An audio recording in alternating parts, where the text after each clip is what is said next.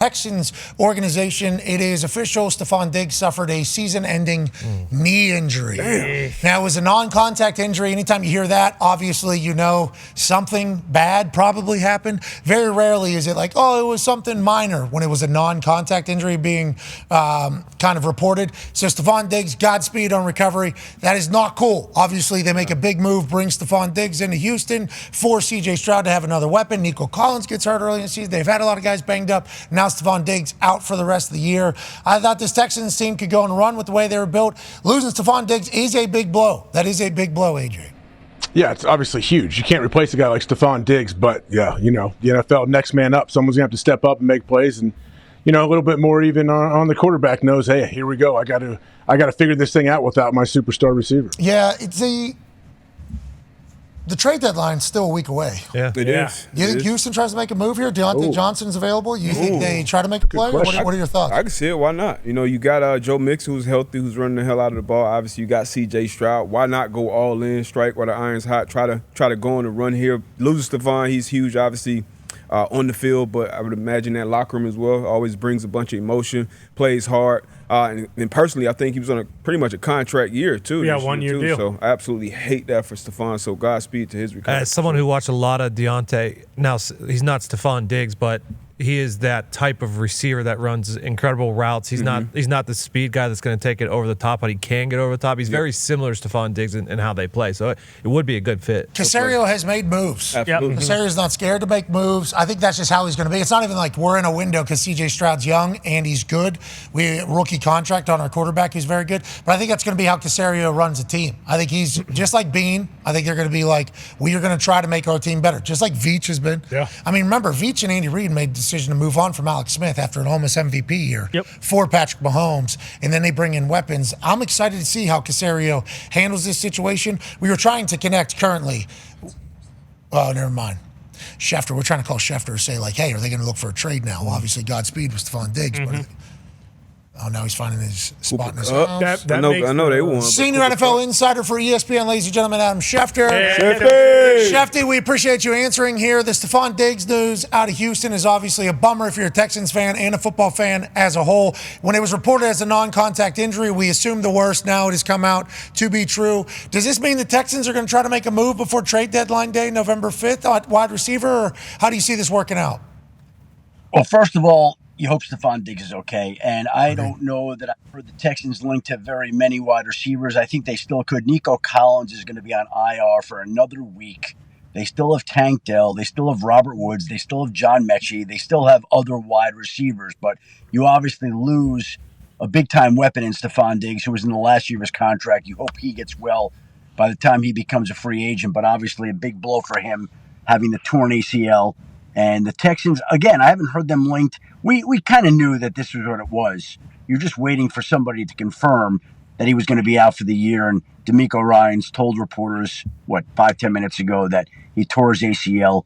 He's out for the year. Yeah, you said some troubling signs here. Not a lot of responses whenever we're asking how the injury is, which is very standard as people respond, go, we think it's going to be better, we're getting tests or whatever. Instead, you kind of got ghosted in that, and you said that's a troubling sign yesterday. That comes to fruition today. Godspeed, Stefon. Godspeed, Stefon Diggs. Now, you broke some other news as well. Indianapolis Colts are going with a quarterback change. Joe Flacco will be starting this weekend instead of Anthony Richardson. This comes fresh off a day of every person that's been involved with the NFL saying that a quarterback can't tap out. That's just not how it works. You can maybe if you're strained or injured, but just to say you're out of breath and to tap out of a game, that is obviously something you're not looking for in a guy to lead a program in a franchise. They've talked about a lot of his stats. I think Anthony Richardson is a very good football player at times, but he is young. He's going to make mistakes. There's been drops too, so his completion percentage, which has been talked about a lot ad nauseum as being a potential historically NFL bad completion percentage. I think there's some more to context to that story, but ultimately, why do you think this decision was made to go to Joe Flacco? And what are you hearing from the Colts organization, who I am not talking to because I don't want to know? And what I said yesterday, I think who knows how they took it and how they heard it, because it's the first time I've ever said something like that about the Indianapolis Colts. Colts fans are pissed off at me for even saying it. Now Joe Flacco's a quarterback. What are you hearing from the building, Schefter? You know what? You know what the amazing part about this is this morning I got a call that this was happening.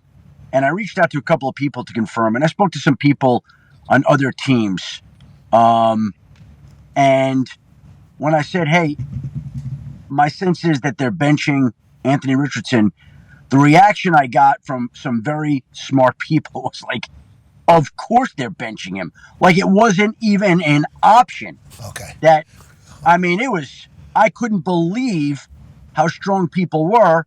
And so when I heard that, I'm like, okay, this is happening. This is happening. And, you're waiting for confirmation. They met as an organization this morning to go over it.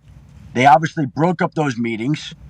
My understanding is that they have informed each quarterback, and now the move has been made. And it's a seismic move on a lot of levels because you're benching the former 3rd overall pick, who now becomes the 2nd quarterback in that draft class to be benched, Bryce Young, number 1 overall pick, now Anthony Richardson. And yes, Pat, I do think it has to do with the tap out. Now, I don't know that. We'll get further comments. Oh, boy. Okay. Oh, boy. Okay. Here we go, Lions. Whoa, Here we go, whoa. Lions. No. Lions. That didn't sound good. So I think it's a case where.